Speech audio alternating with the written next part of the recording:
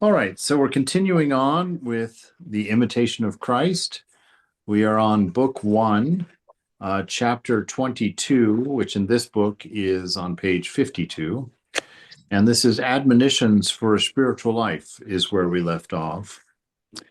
And just to kind of recover, because this is an oddly titled class, Vedic Christianity, a lot of confusion often from people. So for those who are watching the recording, basically, what we're trying to do is just go deeper into Christian scripture because uh, with the way the Bible is organized and just by its nature as a collection of writings, it doesn't really have a means of presenting you with the whole picture of the cosmology of the theology. And so it really had to have been pieced together with a little scripture here and a little scripture from there and a story from here.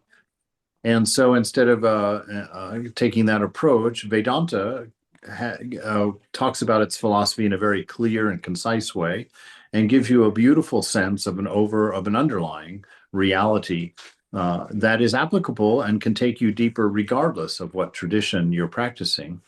And so this class is about exploring uh, the tools of Vedanta for taking your Christian understanding of the divine deeper within yourself without violating any of the principles that are taught from the top down. All right, so we are on chapter 22 here. I also will talk around the tone quite a bit of these some of these Christian writers have a very angry father approach to the way they talk about things or speak of things. And so quite often you feel just a little bit uh, attacked ever so slightly by the tone in some of these scriptures. And so sometimes we'll kind of round that out a little bit and kind of talk about why that tone isn't necessary. So he starts the reading tonight by saying, "Gladly would we be freed from all sin and misery, but because we have lost our innocence by sin, we have lost true happiness as well." Yeah, this is exactly it. That sin basically means anything involving me and mine. It's introducing the ideas of me and mine into the way we view the world around us. And by this me and mine, we normally mean body mind. The soul, the spiritual self, identifies with the material manifestation instead of understanding that it's a material manifestation of itself, and that material manifestation exists within itself. It identifies with the body and believes itself to be the body, and identifies with the mind and believes itself to be the mind. And once that happens, it enters into the world of change, the world of constant change, because the mind is full of thought waves, and they're always crashing on the shore, as it were, and exposing us to an ever-changing flow of thought, ever-changing, never-repeating flow of thought. And so, by identifying with that, the ego is born, and the ego is an eternally insecure sense of self because of its non-existence. It's not a real thing. It's a figment of imagination caused by a mistaken identity with the material. And so by identifying with the ego self, we place ourselves in a situation of always being looking for something to stabilize us, always looking for something to fulfill us, always searching for something to keep us together, and not knowing that all of that insecurity comes from the wrong idea of being body and mind. And so that identity with body mind and the ensuing desires that arise from it and fears that arise from it are all under the caption of sin that he's talking about here. And this loss of true happiness is what the Vedantin would talk about. Our true nature, the nature of the soul, is Satchitananda, that the wisdom, it's loving and it's existing. And the soul in this situation could be equated to the image of God that has been placed within us, that God breathed into Adam, that brought his body to life. And so every time you inhale, that's really God breathing that life back into Adam again. All right. But because of this constant attention that's being drawn into the senses by the world of change, the world of thought, we lose awareness of that tone of bliss that is our own. And anytime I talk about this subject, I'm always reminded of one of the senior swamis, I don't remember who in particular now, uh, visited the monastery in San Francisco, and we were having dinner. And that Swami said to Swami Prabhupada, he said, "Oh Maharaj, I have learned something very important about desire." And Prabhupada said, "Oh, what is this?" And got very interested, of course, because it was a senior Swami. And the Swami said, "I have learned something very important." He said, "When one fulfills a desire, one feels blissful after that desire has been fulfilled." And he said, "And I always thought that one felt happy because the desire had been fulfilled." And he says, "But I have seen from my own self that what actually happens is that when you fulfill a desire, for a brief period of time, you are without desire because you've just fulfilled it. And in that window of non-desire, you become aware of the inner bliss that is always present in you. But after a very short time, the mind regenerates another desire, and your eyes and awareness come off of the inner bliss, which is part of your nature, part of Satchitananda, and you begin looking again to fulfill a desire in order to return to that sense of bliss, right? And this is also part of that pizza story that I tell. You know, that one where I was walking down on, of course, you guys could probably tell me at this point. But the important part of that is that the day was perfect until I smelled pizza and then wanted pizza. And then I went and got money to get the pizza. And then the day was perfect again. And I blamed the pizza, even though I had already felt the day to be perfect before I had the pizza and before I had smelled it.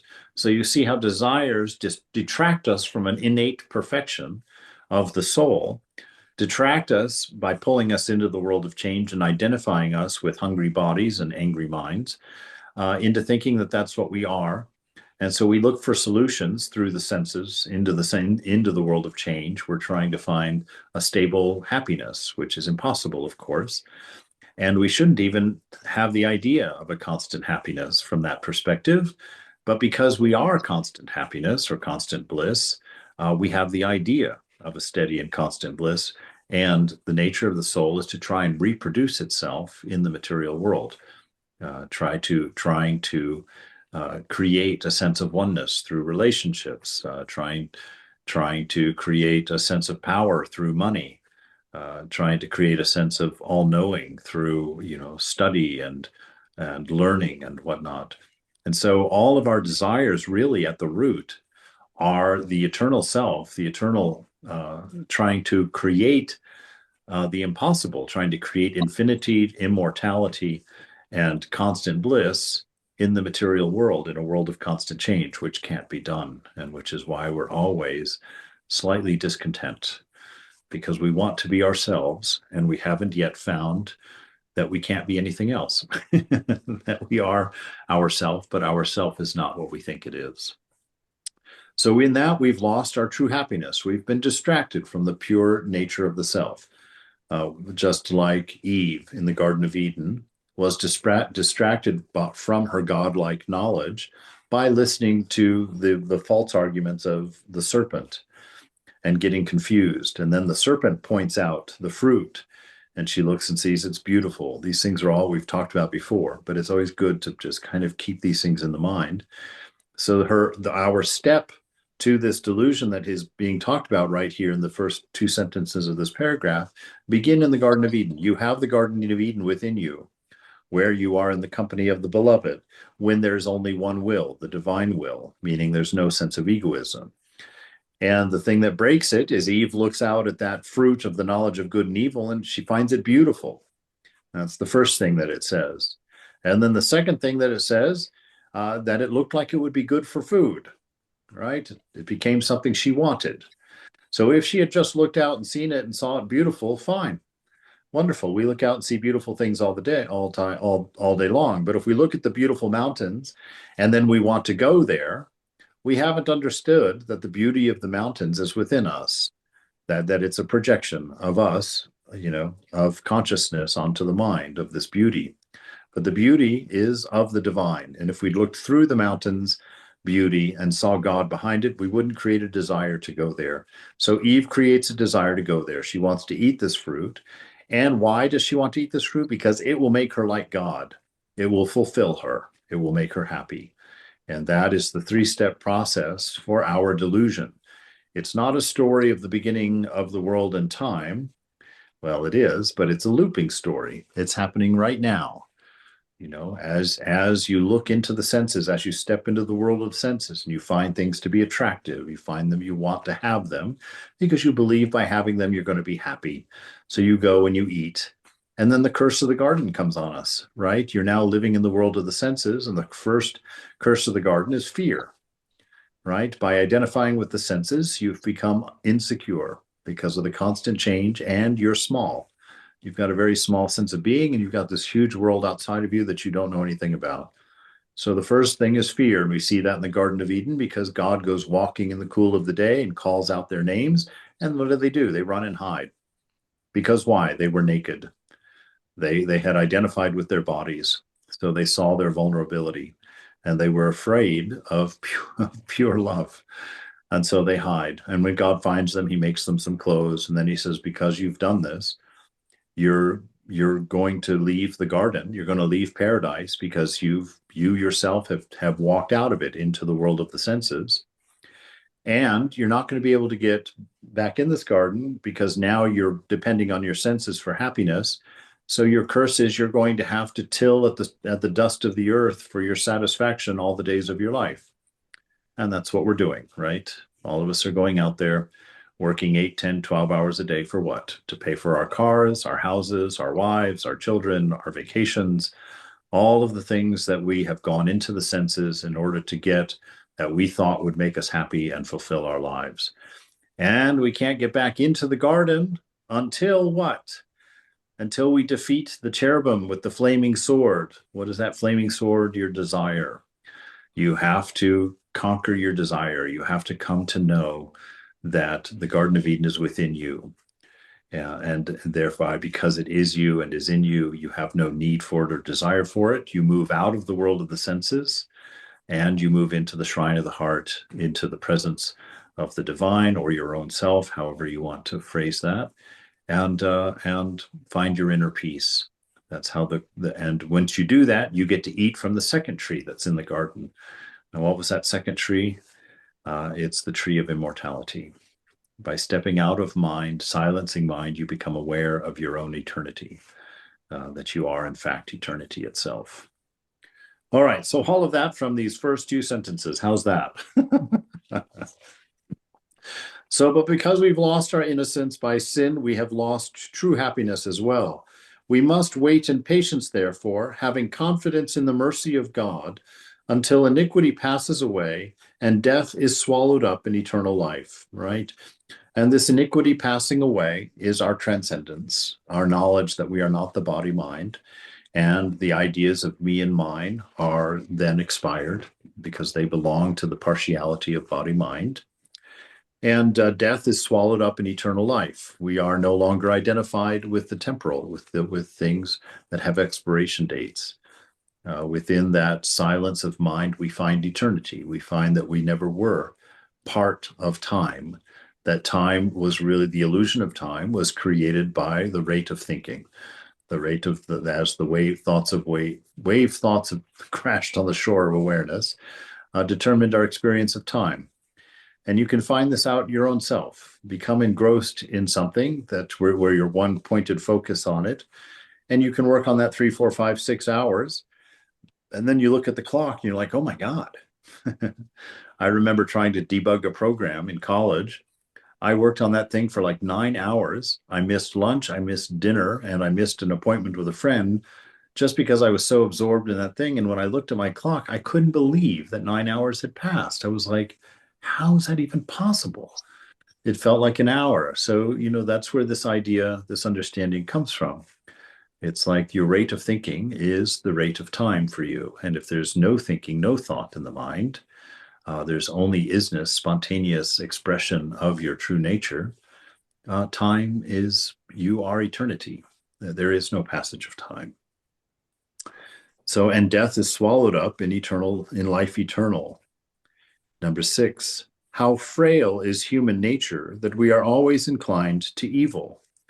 Yes, the human nature that they talk about, we talk about this quite a bit in the Christian scriptures. The human nature, they assign human nature to be post-fall.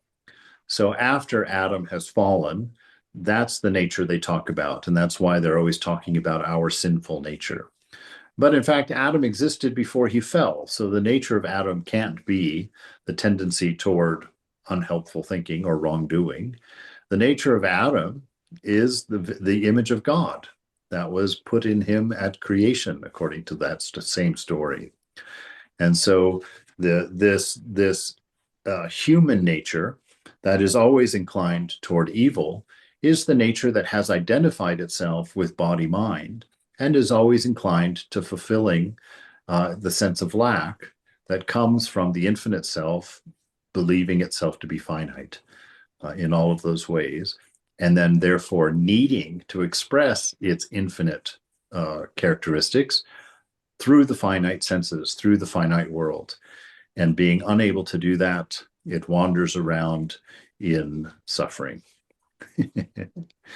So today you confess your sins and tomorrow you commit the same ones again, right? Definitely. It happens over and over. Because the fruits of your actions are never permanent. You know, you go out and have that drunken bash tonight, and tomorrow you wake up with a headache and suffering, and you're no longer drunk. So what do you have to do? Well, obviously, you have to go get drunk again, right? The one, to take care of the headache, and two, to take care of your dismal life. And so we get caught in this loop. And that's why they call it delusion, because you know it's not going to last. You know that it's temporary, and you know that it caused you a headache, and that you lost half a good Saturday because of it. And you know that you swore that Saturday morning that you were never going to do it again. And there you are next Friday night out there doing it again, right? And the whole reason really is severalfold. One, you don't know what else to do. You're convinced you're the body mind, and this is what the body mind is wanting or envisioning, imagining, right? And you don't remember the whole cycle because the body mind's not interested in having a headache in the morning. So it's not going to replay the headache for you. It's just going to replay that 10 or 20 minutes where you were really having the time of your life dancing on the bar in front of all your friends with one shoe missing, and so you return to that because you really don't know what else to do. And life becomes that level of desperation. This is the nature of addiction. This is why we get addicted to things, because we don't know what else to do. We're attached to the pleasure. And without the pleasure, our life, we don't know what the meaning is. We don't know what the solution is. And so we get caught in these endless cycles. And that's why the way out is awareness, learning these things and seeing them and remembering them, right? Now you resolve to be vigilant with all good intention to persevere. So what is that vigilant? That's the awareness we just mentioned. You're like, okay, I'm going to be aware of my life now. I'm going to, now that I know this, I'm just going to watch and learn. And shortly after that act, you act as if you had never had a good intention in your life, right? So even that becomes temporary because of distraction. You're still acting on the urges of body mind. And that demands a variety of attentions, a variety of fronts on that war that have to be bought. And so you're fractioned into multiple directions. You're involved in all kinds of activities. You live in a world of constant unrepeating change. You feel a desperation of insecurity and lack of wholeness due to the nature of the ego, which has formed because of this wrong idea of who you are and what you are. And no resolution, no matter how much you make it, can help you. Why? Because all of those resolutions are made in the mind. They're just more arrangements of changing thought. So of course they're going to change. Of course they're not going to remain still and permanent, right? because change only happens through transcendence, only transcending what you are not and realizing what you are, that you are this unchanging Satchitananda who lives in eternity. We have good reason to humble ourselves and never to have a good opinion of ourselves, since we are so weak and so unstable. Yes, as long as you are ego identified, that should be true. You should be a very humble person. But the ego won't allow you to be a humble person because the ego doesn't want to die. And since you think the ego is you, you don't want to die. And so you don't want to face the fact that you're eternally insecure, you're always needy, and that it's all about you. Nobody wants to hear that about themselves. And so what do? We jump into our vices. Why? Because it distracts us from a truth we don't want to live with. To an uncomfort, a discomfort that we're not happy about. And knowing no other option, we just dive in, dive into the distractions, one after the other, until our life is so full of distractions that one night we wake up in the middle of the night and can't take it anymore. And Mother lifts the veil for a second, and you get a glimpse of the reality, perhaps. All right, the virtue we strove by grace to gain may soon be lost through carelessness, right? If you don't nurture that which you have seen or that which you understand, if you don't stick to your renunciations because of the fact that they didn't work, because you've seen and understand the nature of the world as temporary and expiring constantly. So in verse 7, he says, what will become of us in the end when we relax our efforts so soon? What's going to happen to you if you don't forgive, if you give up too soon? This is what he's asking. Woe to us if we take life easy now, as though our eternity were assured, when in reality there is no sign, no true sign of holiness in our conduct, right? When in reality there is no sign of true holiness in our conduct, right? So he's just basically saying what we all know, that if you don't stick to what you know, if you stop paying attention and start living in distraction, woe to you. You're never going to get what you're hungry for. You're never going to find that place of stillness, that inner peace that we're all longing for, right? So he says, don't give up. Don't just decide I'm going to drink every night. Don't pick your favorite distraction and make a life around it. Because as soon as that distraction ends, the misery gets horrible, especially if you've made that distraction the center of your life. That distraction becomes self-feeding delusion. You can't, not only now do you get drunk regularly, now you're staying drunk. And then after you've been staying drunk for a while, then you stay drunker, because that's pretty soon not enough. Your body learns how to function and carry on and make you miserable while you're still drunk. So then you have to get double drunk. And that's why these vices end up killing us, and we end up with suicide, end up with hopelessness, end up with no answer to our life. It would be helpful for us to begin over again and be instructed in the way of perfection. Perhaps then there may be hope of future amendment and progress in spiritual life. And that leads us to the greatest quality, which is also the worst quality of this world. The greatest quality is that every moment is new. That the reason, or one reason, a possible reason, let's just say metaphorically the reason, that everything in this world goes in cycles is because the cycle can always begin again. And so you can ruin today by falling into all of these bad vices, and tomorrow you're still going to wake up to a new day. And if you make that the understanding of your mind, that you have a continual clean slate that's wiped anew constantly for you, then you cannot lose hope, and you can build on some sense of soundness, and that will be the beginning of your understanding of the grace of the divine, the grace of God, right?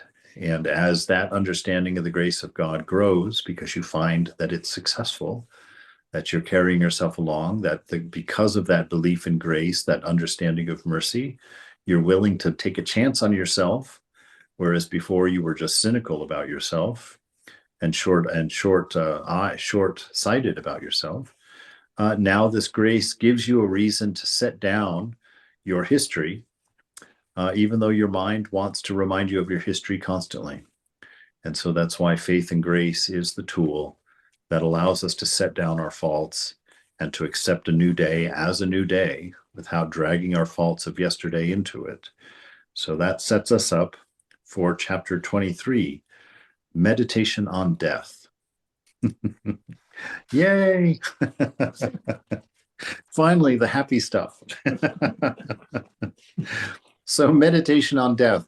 Interestingly enough, Swami Vivekananda says that the monk, I don't know why just monks, but he specifically says monks should contemplate death every day because it will help remind you of what's important in life.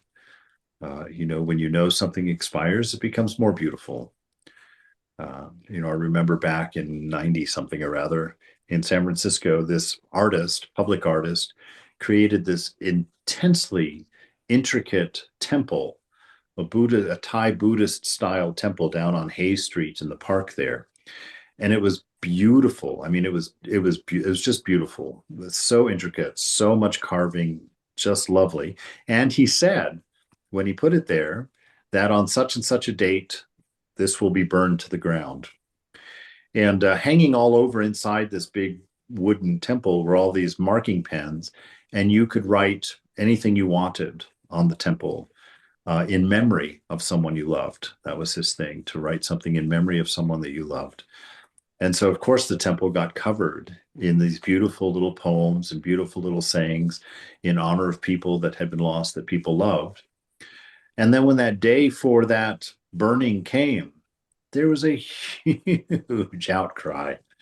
Nobody wanted the temple to be destroyed. How can you destroy such a beautiful thing? It's become a part of our neighborhood. It's become a part of our culture. It's become a part of our hearts. Don't burn the temple down. Don't burn the temple down. And of course, he burns the temple down because that was the whole point. That was the whole point. It was a way of teaching non-attachment, that it's our attachment to these things and our belief that things that are temporary will somehow become permanent that create these attachments. And that's a promise that temporary things cannot fulfill. And so he burned it down. And everybody felt the anguish of a broken attachment that hadn't been taken care of in renunciation and understanding and facing the truth that this temple was going to be burned down on that date from the very beginning that it was created. Right. And so this is life.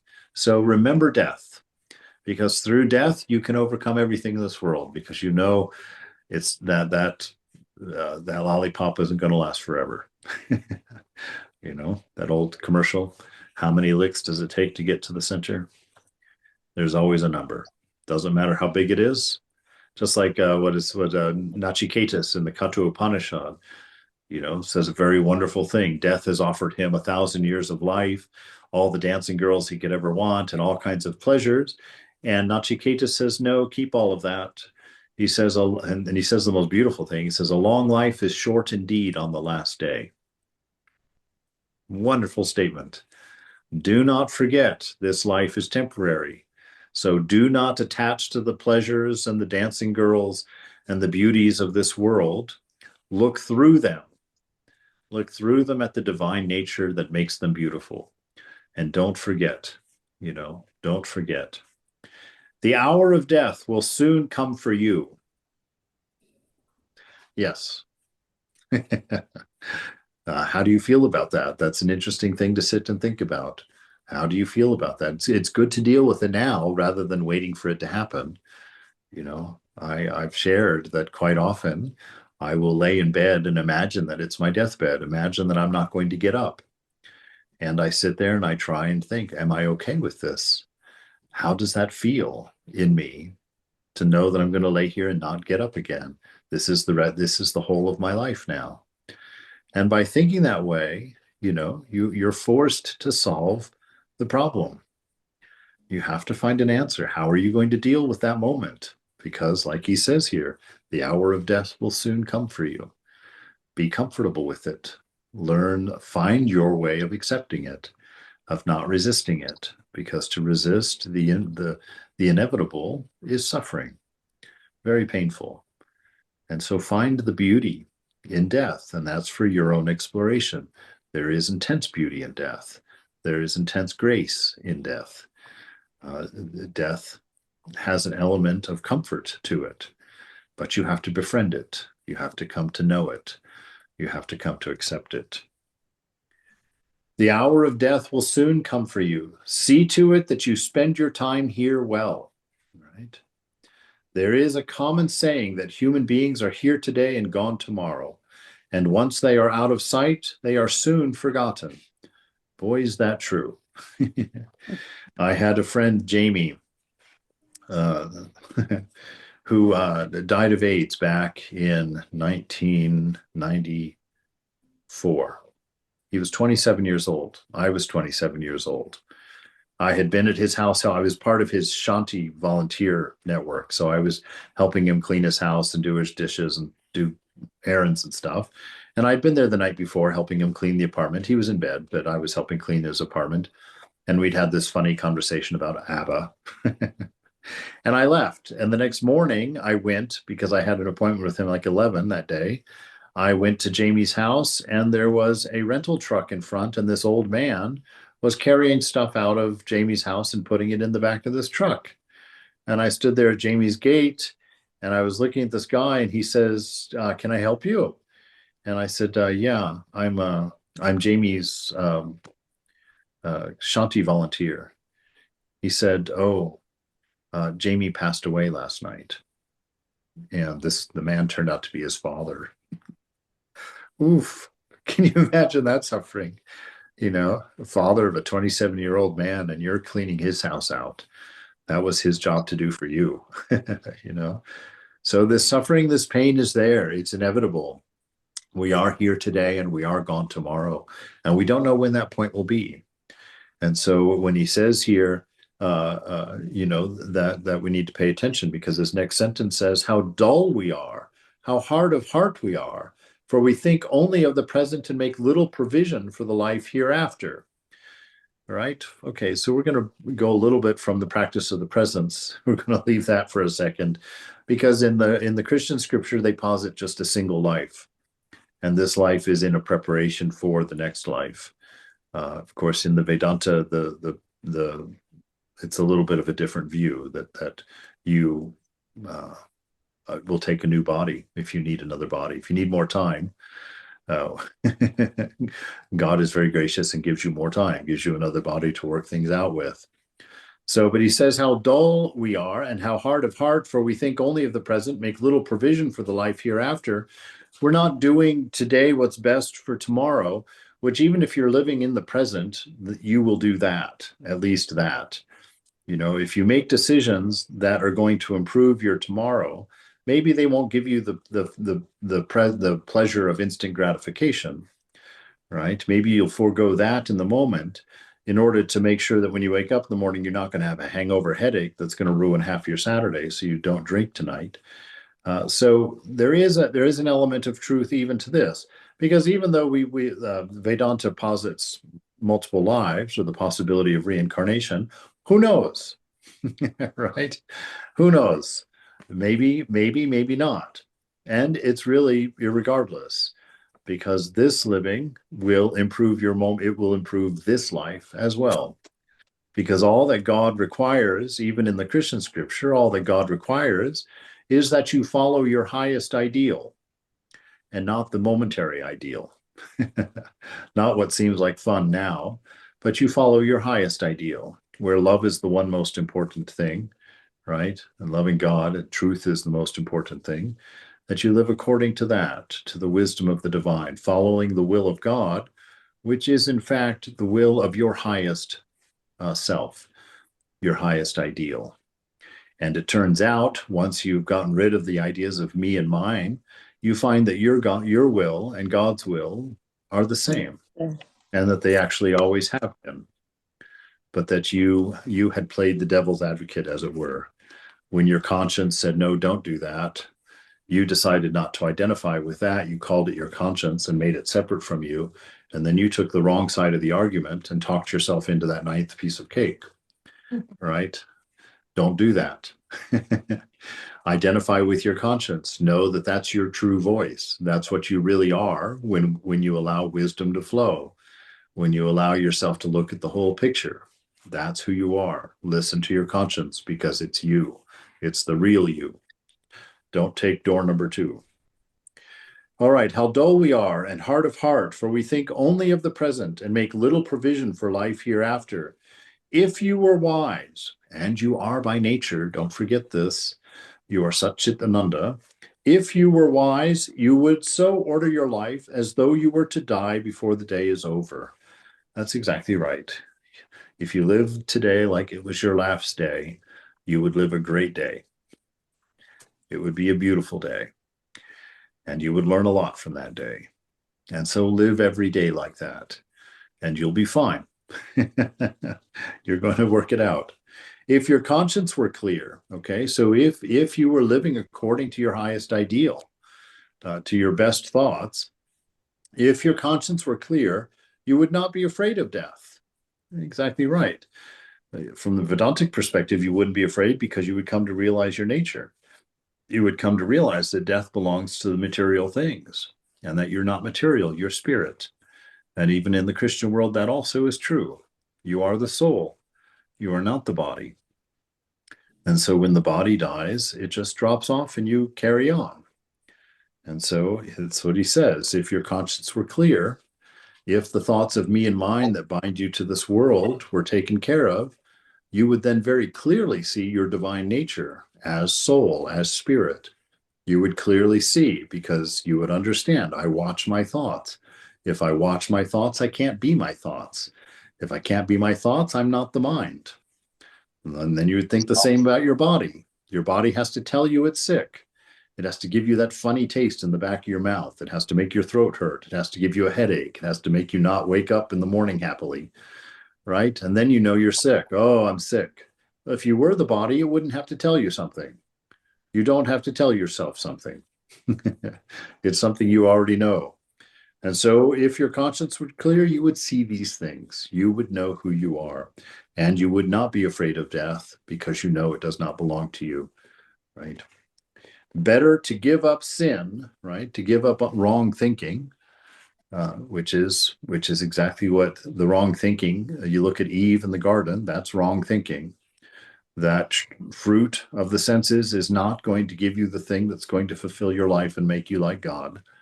So stop looking at it and lying to yourself about that. Look at it, see that it's beautiful, but understand that it's the fruit that the divine, your beloved, said, don't touch that.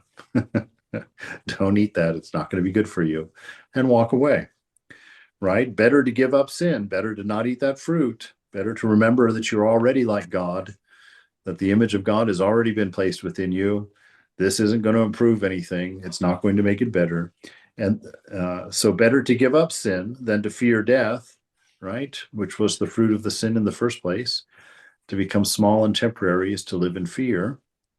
If you are unprepared to face death today, how will you be tomorrow? Right? If you don't, that's exactly it. If you're not prepared for it today, you're not going to be prepared for it in 20 years either. Right? And since it's inevitable and on its way, make peace with it. And how do you make peace with it? Just contemplate it. Contemplate what happens. Ramana Maharshi, if you've heard of him, that great saint and sage who had realization, the way he had realization as a teenager, he laid on the floor, he was terrified of death. He thought to himself, this is an unrealistic terror of mine. I'm going to sit here and pretend that I'm dying and dead on this floor to try and deal with my fear of death. And so he apparently did such a good job of it, of imagining death, that he had his realization and became a saint, became a sage on the spot. So it's like that. There's another side to that story too, though, because I tried that myself and it didn't work. I didn't have my realization, and I thought there must have been something else about Ramana Maharshi I didn't know. So I went to Swami Prabhutananda at lunch that day, and I told him, I said, Maharaj, I spent my morning laying on the floor upstairs in my room, pretending I was dead, trying to have realization like Ramana Maharshi. I says, but I couldn't even really begin to imagine being dead. I didn't even know what to imagine. I just couldn't think, what does it mean to be dead? I have no idea what that means. And he looked at me and he said, oh, there's a good reason for that. And I said, well, what is that, Maharaj? He said, you have never died. He said, how can you imagine that which you have never experienced? And he said, you can't imagine being born either, because you've never been born. You are eternal. You are that.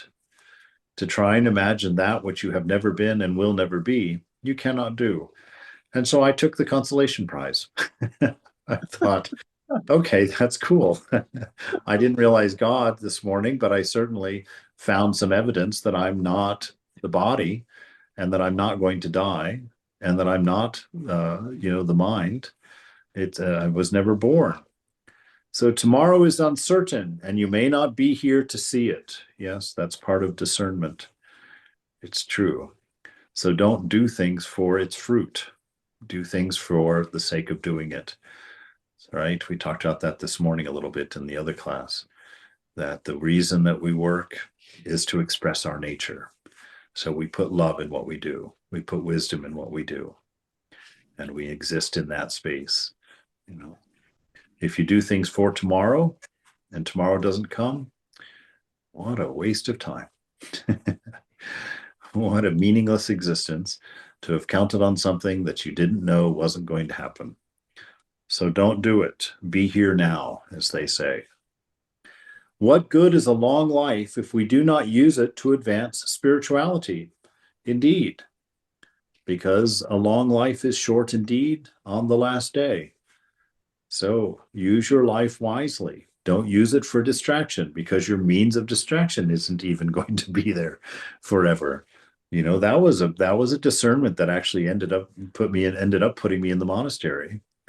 When I realized on my way stumbling home from the bar one night, I realized that my life had become such a frantic succession of distractions, of constant entertainment. I realized even then, even in my early 20s, I was like, my God, when I'm 60, I'm not going to have this kind of energy to keep this pace of life happening. I thought, what am I going to do when I can't get out of the house and make it to the bar? What's life going to be if I can't get to the bar? And so I started thinking about old age. I started thinking about death and started thinking, well, God, I better not develop these habits that are unsustainable. I can't come up with a way of life that I think gives me happiness, or at least distraction from my misery, and then have to face it all at one time in my old age when I'm not able to get out there. There's nobody falling in love with this body anymore. There's no one that wants to come hang out with this old guy. Don't live a life like that. Think about it. This is what he's trying to tell you. Are you living a life right now that will sustain you on the day when you can't get out of bed and you have to lay there for 6 months before you die? Find that life. And that is the point of all this. You have an inner bliss to where you could lay in a bed for X number of years and find bliss, find contentment, because yourself has nothing to do with that bed or that body or that mind. Yourself has always been free and has always been in a state of bliss. And that can be touched regardless of condition and circumstance. Find that out.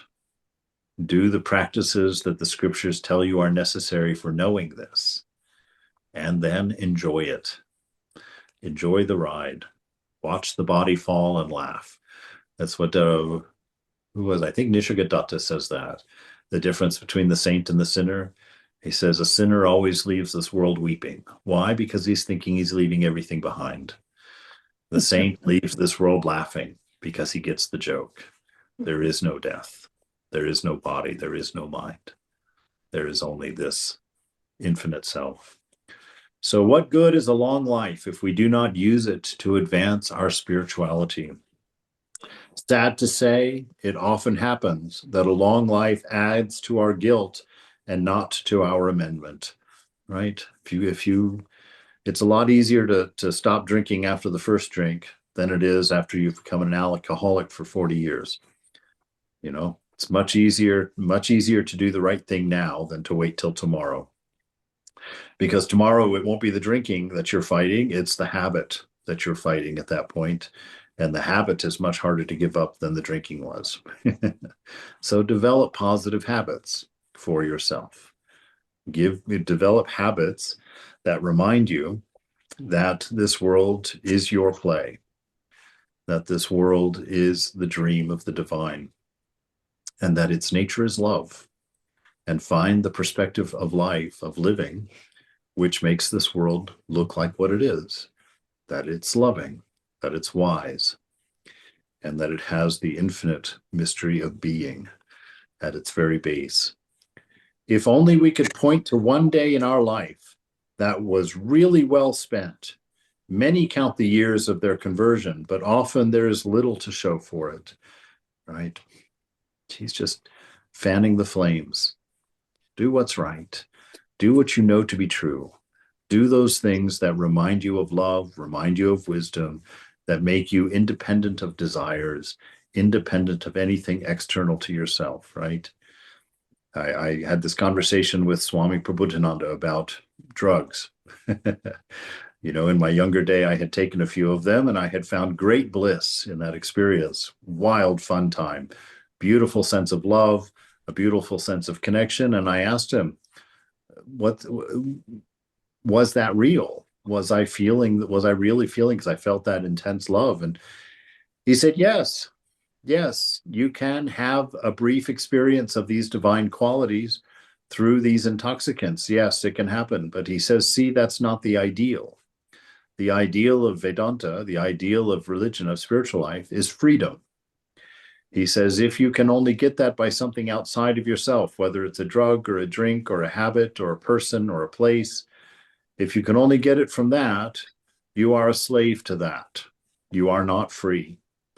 And so he says, you can have those same experiences, but they will not be temporary and they will not be dependent on condition and circumstance. So find your freedom within. Do not go and hook your train to another one. Don't do it. If it is frightening to die, it may be more dangerous to live long. You are truly blessed if you keep the hour of your death before you and prepare yourself for it. If you ever saw anyone die, remember that you too must travel that same path. It's hard to do that. For some reason, and I think it's the reason Prabhupada said, it's hard to convince ourselves that we're going to die. It's almost impossible to convince yourself that you're going to die. We all feel immortal. Why? Well, because we are, frankly. We don't feel like we're going to die because we're not going to die. But come to know why, understand it. And when you see someone die, when I went to India for my sannyas in 2012, one of the old monks had passed away the day after I got there. And they were setting up the burning pyre right there on the banks of the river for that night. They were going to, the whole thing was amazing, because I remember they carried the body of the monk out on his bed, and they carried the bed down into the river, and they let his clothes all go in the river and the cleaning on the bed, and they wrapped him in new white linens and fixed the bed and got him all wrapped up. And then they carried the bed up, and he was laid there for all of his devotees to come and see and say their goodbyes.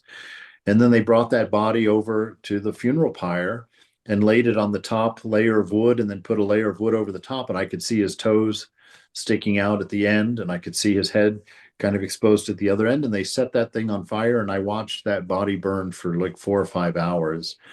And the reason that I did it and made myself watch every single bit of it burn away was because I really wanted to understand that is the end of the body for everybody. That is the ultimate reality of body. And I sat there and I watched those toes burn, and I watched the hair burn, and I watched the skin burn and then split and separate from the skull. And I watched that dark, and I watched the whole thing, made myself watch it all. And the thing that I learned is that you can't empathize with a dead body. You cannot get your mind to believe that will be your body one day. You simply can't, or I couldn't. I sat there and watched that whole process and could not understand, could not be convinced at a fundamental level that that was the nature of body. That shows how powerful either how powerful the truth is that you will never die, that you're not the body mind, or how committed you are to your delusion that you are the body, but you're not going to die. You're going to be that one person, and I know this happens, you're going to be that one person that thinks you're going to somehow find that through exercise and proper eating, you're going to live forever. All right. In the morning, think that you may not live till night. And when night comes, do not be sure that you will live tomorrow. Therefore, always be ready, and so live that you will not have an unprovided death. Right? This is interesting because I asked Swami Prabhupada when he turned, I think he turned 80, and I was driving him back from the Olima retreat. And I said, Maharaj, what's it like to be 80? And he looked at me and he smiled and he said, oh, we're going to be personal, are we? And I said, yes, Maharaj. I said, I'm just wondering because I always assume I've got all these years in front of me and I never think about it and I never worry about it. But when I think about when I'm going to be 80, like you're 80, I said, you really can't count on even 5 more years. I said, what does that feel like? I mean, that seems like a pretty tight space to me. And he smiled and he looked at me. He said, I will tell you the truth. He said, it is no different than being 25. He said, when I was 25, I understood that I was not guaranteed one more day. And he said, now I'm 80 and I'm still not guaranteed one more day. What is the difference?